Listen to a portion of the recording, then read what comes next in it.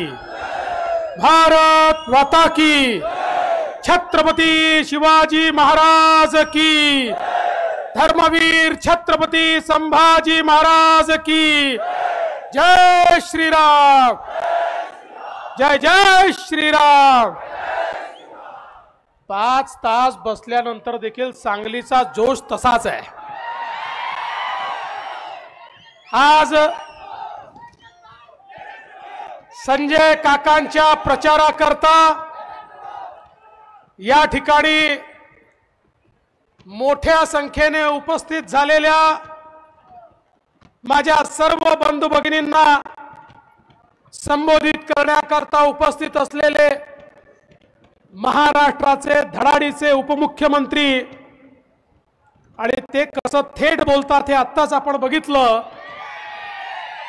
असे आमचे अजितदादा पवार, पालकमंत्री सुरेश खाडेजी, आपले लोकप्रिय उमेदवार पहलवान संजय काका पाटिल जी, हमारे पास भी पहलवान ही है,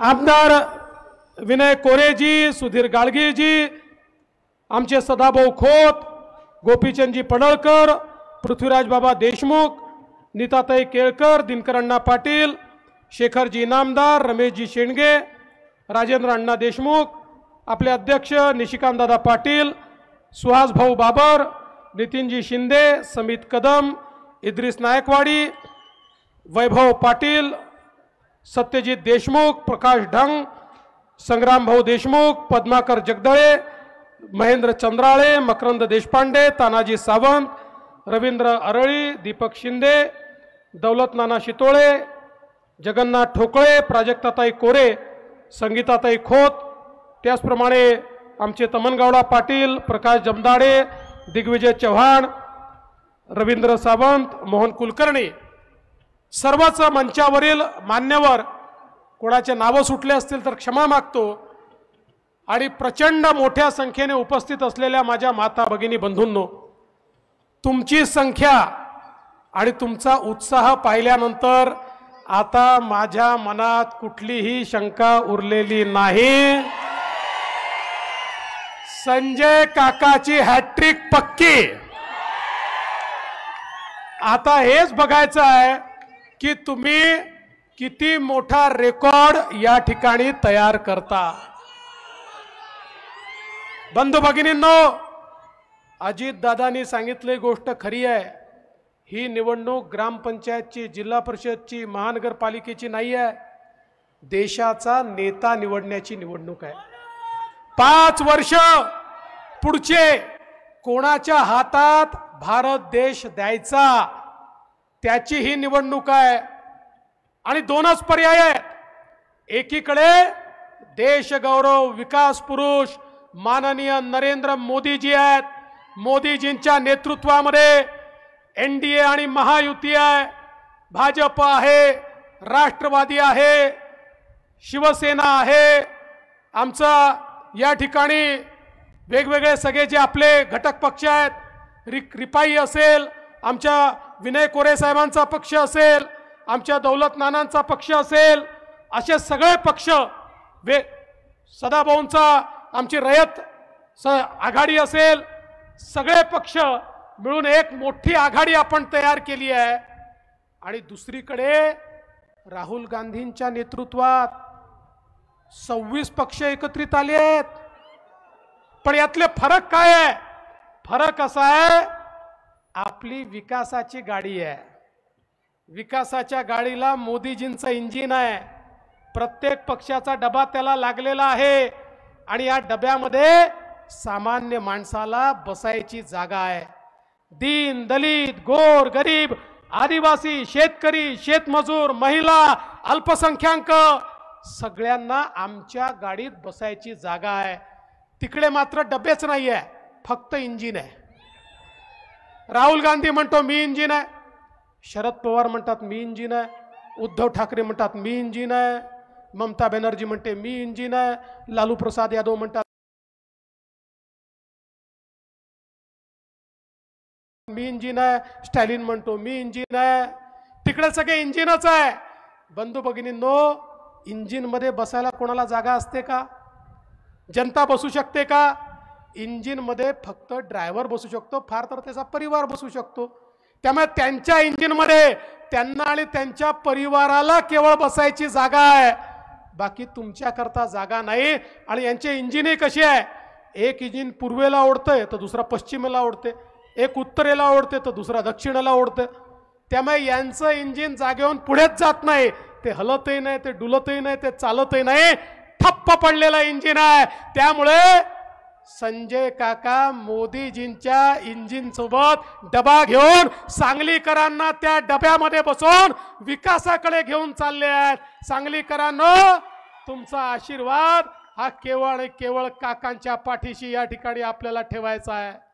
खरं म्हणजे आपण सगळ्यांनी बघितलं, गेल्या 10 वर्षामध्ये ज्या प्रकारे भारताला मोदी साहेबांनी बदललं, एक गरीब कल्याणाचा अजेंडा भारतामध्ये चालला.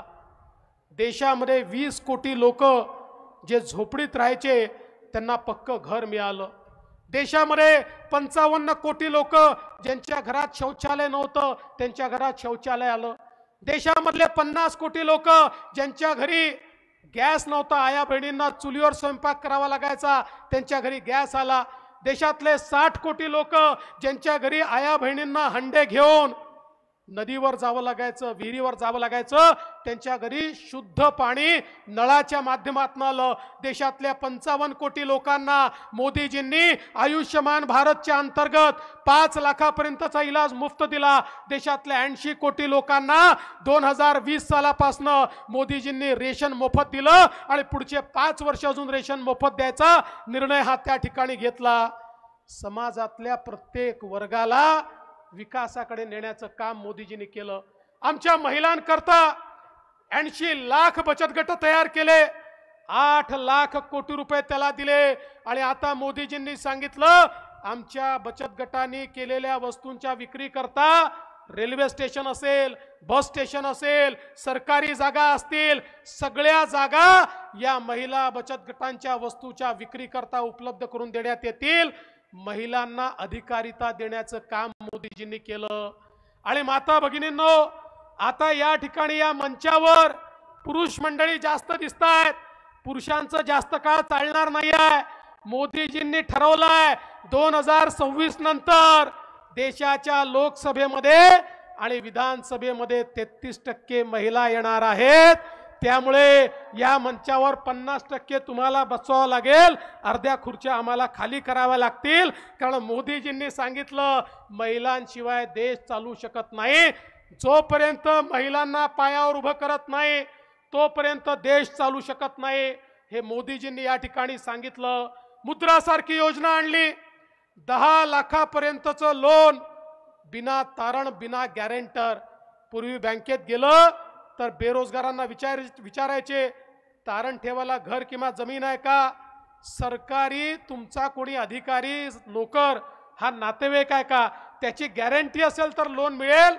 मोदीजींनी 55 कोटी लोकांना 10 लाखापर्यंतचं मुद्राचं लोन बिना तारण आणि बिना गॅरंटर दिलं. आणि यामध्ये 30 कोटीपेक्षा जास्त महिला आहेत ज्यांना आपल्या पायावर मोदीजींनी उभं केलंय. आणि आता तर मोदीजींनी सांगितलं, पुढच्या काळामध्ये 10 लाखाचं लोन 20 लाख करण्यात येणार आहे आणि आमच्या तरुणाईला मोठ्या प्रमाणात त्या ठिकाणी काम मिळणार आहे. बंधू भगिनींनो, अनुसूचित जाती करता स्टँड अप सारखी योजना आणली.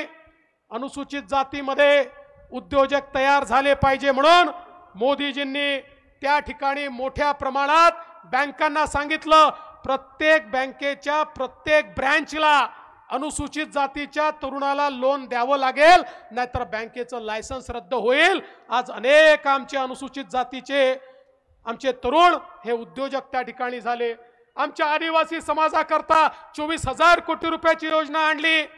आमच्या 12 बलुतेदारांकरता 30,000 कोटी रुपयाची योजना मोदीजींनी आणली. आणि पारंपरिक जो व्यवसाय आहे हा व्यवसाय वाढवता आला पाहिजे, त्या व्यवसायामध्ये आधुनिकता आणली पाहिजे, त्याच्यामध्ये आपल्याला कॅपिटल इन्व्हेस्टमेंट करता आली पाहिजे. म्हणून त्या ठिकाणी 12 बलुतेदारांचा विचार करणारे सगळ्यात पहिले प्रधानमंत्री कोणी असतील तर ते आपले नरेंद्र मोदीजी आहेत। आज समाजातल्या प्रत्येक घटकाला या ठिकाणी मोदीजींनी मदत केली। आमच्या शेतकऱ्यांकरता शेतकरी सन्मान निधी सुरू केला, आमच्या शेतकऱ्यांकरता नॅनो युरिया सारखी योजना सुरू केली, आमच्या शेतकऱ्यांकरता पीक विम्यासारखी योजना सुरू केली आणि ऊसाच्या शेतकऱ्याला काय काय दिलं हे तर दादांनी आता आपल्याला सांगितलं। खरं म्हणजे ऊस कारखानदारी आज जिवंत राहिली ती केवळ आणि केवळ मोदीजींच्या धोरणांमुळे। जे लोक वर्षानुवर्ष म्हणायचे मोदींना ऊसातलं काय कळतं ते आता तोंडात बोट घालतात की मोदीजींनी असे निर्णय कसे घेतले की ज्यातनं आमच्या शेतकऱ्याला FRP मिळाली आणि कारखाने देखील त्या ठिकाणी जिवंत राहिले। बंधू भगिनींनो, मोदीजींनी अनेक निर्णय या ठिकाणी केले आणि पुढच्या काळामध्ये आता तर प्रधानमंत्री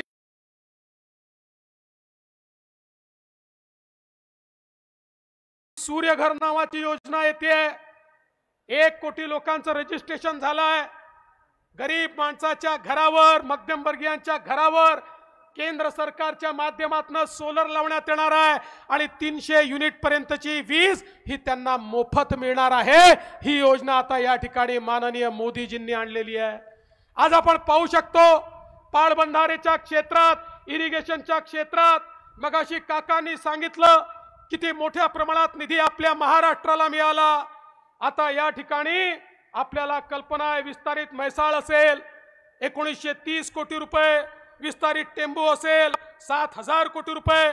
या ठिकाणी खऱ्या अर्थानं ज्या भागाला दुष्काळी भाग म्हणून सांगण्यात आलं होतं त्या भागामध्ये मोदीजींच्या नेतृत्वात पाणी पोचवण्याचं काम आम्ही केलं आणि आमचं स्वप्न आहे सांगली असेल, सातारा असेल, सोलापूर असेल या भागामध्ये आम्ही इतके वेगवेगळे प्रकल्प हातामध्ये घेतो की या तिन्ही जिल्ह्यातला जो दुष्काळी भाग आहे हा दुष्काळ इतिहास ठरवून प्रत्येक शेतकऱ्याला पाणी मिळालं पाहिजे या दृष्टीने या ठिकाणी काम चाललेलं आहे। हजारो कोटी रुपये हे दिलेले आहेत आणि यापुढे देखील आम्ही देणार आहोत। एवढंच नाही तर आपण पाहतो अलीकडच्या काळात दरवर्षी पूर येतो, सांगली आणि कोल्हापूरला पुराचा फटका पडतो, शहरामध्ये पुराचा फटका पडतो। आम्ही निर्णय केला की हे जे पुराचं पाणी आहे हे जर डायव्हर्ट करता आलं तर दुष्काळी भागामध्ये पाणी आपल्याला देता येईल आणि म्हणून फ्लड डायव्हर्शनचा प्रोजेक्ट आपण तयार केला 4000 कोटी रुपयाचा आणि आज त्या प्रोजेक्टला वर्ल्ड बँकेने तत्वता मान्यता देखील दिली आणि येत्या काळामध्ये तो प्रोजेक्ट केल्यानंतर एकीकडे सांगली सारखं आमचं शहर, कोल्हापूर सारखं आमचं शहर हे त्या ठिकाणी पुरापासून मुक्त होईल आणि दुसरीकडे पुराचं पाणी देखील जे वाहून जातं, जे कोणाच्याच कामात येत नाही ते आमच्या दुष्काळी भागामध्ये त्या ठिकाणी तलाव भरून ठेवण्याकरता, धरणं भरून ठेवण्याकरता कामी येईल अशा प्रकारचं काम हे खऱ्या अर्थानं आपल्या सरकारने केलं। खरं म्हणजे आज आपण पाहू शकतो मोदीजींच्या नेतृत्वात इतक्या मोठ्या प्रमाणात महामार्ग या ठिकाणी झाले। या सगळ्या महामार्गांमुळे कनेक्टिव्हिटी वाढली आणि आता एकीकडे महामार्गांचं काम, दुसरीकडे रेल्वेचं काम इतक्या मोठ्या प्रमाणात या ठिकाणी चाललेलं आहे। मोदीजींनी खऱ्या अर्थानं या देशामध्ये इन्फ्रास्ट्रक्चर काय असते आपल्याला दाखवून दिलं। 2013 साली भारताच्या अर्थव्यवस्थेला दिवाळखोर अर्थव्यवस्था घोषित केलं होतं। 2023 साली जगातली 5वी सगळ्यात मोठी अर्थव्यवस्था ही भारताची अर्थव्यवस्था झाली आणि मोठी अर्थव्यवस्था झाली याचा अर्थ काय आहे?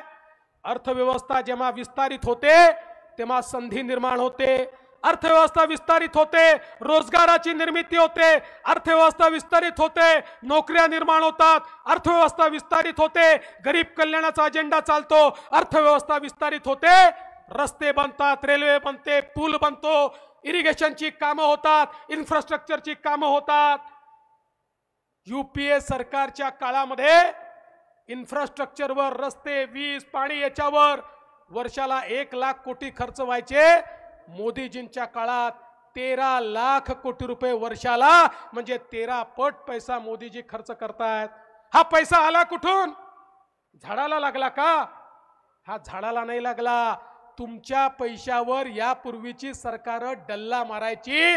मोदीजींनी तो भ्रष्टाचार बंद केला आणि जनतेचा पैसा हा जनतेपर्यंत पोहोचवण्याचं काम या ठिकाणी मोदीजींनी केलं. म्हणून आज खऱ्या अर्थानं हा सगळा विकास दिसतोय.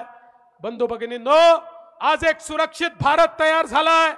पाकिस्तान असेल, चीन असेल, भारताकडे वाकडी नजर करून पाहू शकत नाही. आणि कोणी वाकडी नजर केली तर त्याला घुसून मारणारा हा नवीन भारत आज मोदीजींच्या नेतृत्वात तयार झालाय. एक वैश्विक अशा प्रकारचा भारत मोदीजींनी तयार केलाय. आणि म्हणून तुम्हाला हेच सांगण्याकरता आलो आहे, अरे गल्लीची निवडणूक नाही आहे, दिल्लीची निवडणूक आहे. गल्लीचे भाषण बंद करा आणि दिल्लीकडे एकदा बघा. अरे दिल्लीवरनं या ठिकाणी सांगलीपर्यंत जो विकास येतोय तो विकास आणण्याची ताकद ही केवळ मोदीजींमध्ये आहे. आणि मोदीजींचा प्रतिनिधी म्हणून केवळ संजय काकामध्ये आहे, इतर कोणामध्ये ही ताकद नाही आहे. आणि तुम्ही बघा संजय काकाच्या पाठीशी कोण कोण आहे. अरे अख्खी सांगली संजय काकाच्या पाठीशी या मंचावर बसलेली आहे. सगळे विकास करणारे नेते या ठिकाणी आहे. भाषणांनी विकास होत नाही, विकास करून दाखवावा लागतो आणि त्याच्याकरता मोदीजी लागतात. आणि म्हणून तुम्हाला एवढीच विनंती आहे बंधू भगिनींनो, या ठिकाणी निवडणुकीमध्ये आपण संजय काकांच्या कमळाचं बटन ज्यावेळी दाबू, वोट काकांनाही मिळेल आणि वोट मोदीजींनाही मिळेल. अन्य कोणाचं बटन दाबलं तर वोट राहुल गांधींना मिळेल. आता मला सांगा, तुम्हाला कोणाला मत द्यायचंय? कोणाला? कोणाला? कोण प्रधानमंत्री पाहिजे? कोण विकास करू शकतं? कोण गरिबी निर्मूलन करू शकतं? कोण भारताला पुढे नेऊ शकतं? मोदीजी नेऊ शकतात. तर मग इतर कोणाकडे लक्षही देण्याची आवश्यकता नाहीये.